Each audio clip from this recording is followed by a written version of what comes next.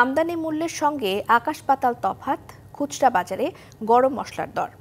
এলাচ জিরা সহ গরম মশলার বাড়তি দামের জন্য চড়া শুল্ককে দুষছেন আমদানিকারকরা। তাদের অভিযোগ, দাম বেশি হওয়ার সুযোগে অবৈধ পথে ঢুকছে দেশে এসব পণ্য, যা বাজারকে অস্থিতিশীল করে।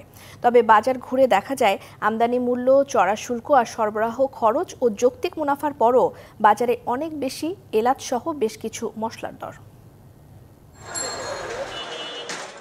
রান্নার উপকরণ হিসেবে পরিমাণে কম লাগলেও এলাচের কোনো বিকল্প নেই। গুরুত্বপূর্ণ এ পণ্যটি মূলত আমদানি নির্ভর। বেশিরভাগই আসে গুয়েতেমালা, ভিয়েতনাম ও ভারত থেকে।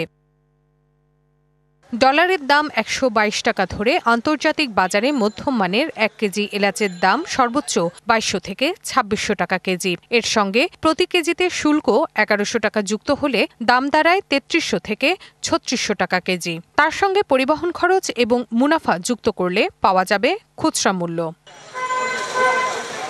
বাজার ঘুরে দেখা মিলল খুচরা প্রতি কেজি এলাচের দাম ৫৫০০ টাকা। গত বছর এটা ছিল ২২০০ টাকা, এটা ৪৮৫০ বিক্রি কিনে না বিক্রি করতে ৫০০০ টাকা। একই চিত্র লবঙ্গ, গোলমরিচ, জিরা সহ অন্য সব মশলাতেও। ডিউটি বাড়াইছে সরকার, এই জন্য মোটামুটি সবই বাড়ছে।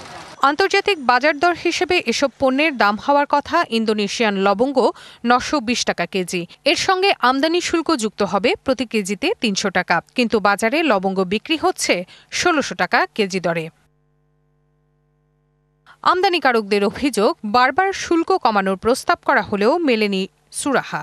একদিকে সরকার ঢোল বাজায় প্রচার করে যে দ্রব্যমূল্য কমায় না, দ্রব্যমূল্য কমায় না, কিন্তু দ্রব্যমূল্য বাড়ায় তো সরকারই। কিছুদিন পর পর আপনার এসআরও দিয়ে ডিউটি বাড়ায়। বাজেটটা শেষ হইলে পরে ১ মাস পরের থেকে নিয়ে বাড়ানো শুরু করে।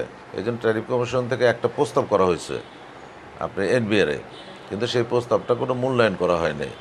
পরবর্তীতে সেই একই বিষয় নিয়ে যে বাণিজ্য মন্ত্রণালয়ে বর্তমানে যিনি বাণিজ্য উপদেষ্টা, ওনার সম্মুখে এই বিষয়টা নিয়ে আলাপ আলোচনা হয়, কিন্তু কিছুই হইল না।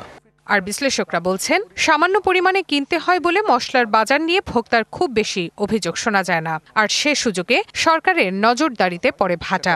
শুল্কের পরিমাণ রয়েছে, এখন এই শুল্কের পরিমাণটা যে পরিমাণে হওয়া উচিত তার থেকেও একটু বেশি।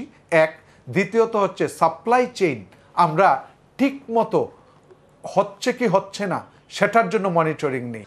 এ অবস্থায় আমদানির চেয়ে খুচরা বাজারে মশলা চড়া দামের পেছনের সিন্ডিকেট উন্মোচন করার দাবি ব্যবসায়ী এবং বিশ্লেষকদের।